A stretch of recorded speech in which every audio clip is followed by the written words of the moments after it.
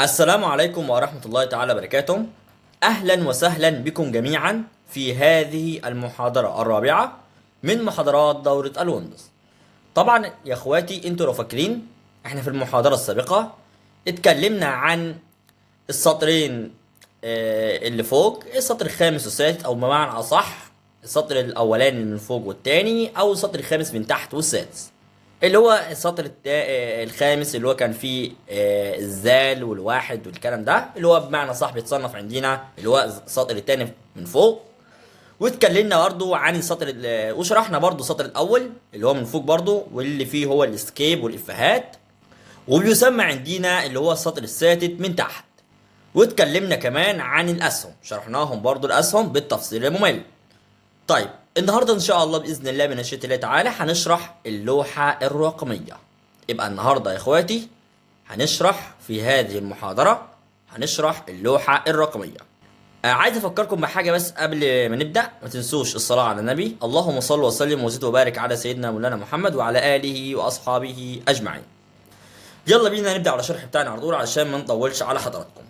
هنبدا نشرح اول زرار في السطر الاول من تحت، وهو الصفر او زيرو. صفر اهو صفر يبقى يا شباب اول زرار في السطر الاولاني من تحت على ايديكم الشمال وهو صفر او زيرو. صفر صفر. طيب يمين الصفر او الزيرو يا اخواتي وهو نقطة او بريوت او دوت. صفر صفر دوت اهو بصوا دوت. يبقى يا اخواتي يمين الصفر اللي هو الزيرو يعني نقطة او بريوت او دوت. دوت دوت. طيب يمين النقطة يا شباب اللي هي البريوت، اللي هي البريوت او الدوت. يمين النقطة يا شباب اللي هي البريوت او الدوت كده، اللي هو زرار الانتر اهو، بس طبعا ما بيتكلمش. يبقى يا شباب يمين النقطة اللي هي البريوت او الدوت انتر اهو، انتر. هتلاقوا زرار كبير واخد السطر الاولاني واخد السطر الثاني. واحنا عندنا في اللوحة الرقمية الانتر ما بينطقش، مش عارف كده.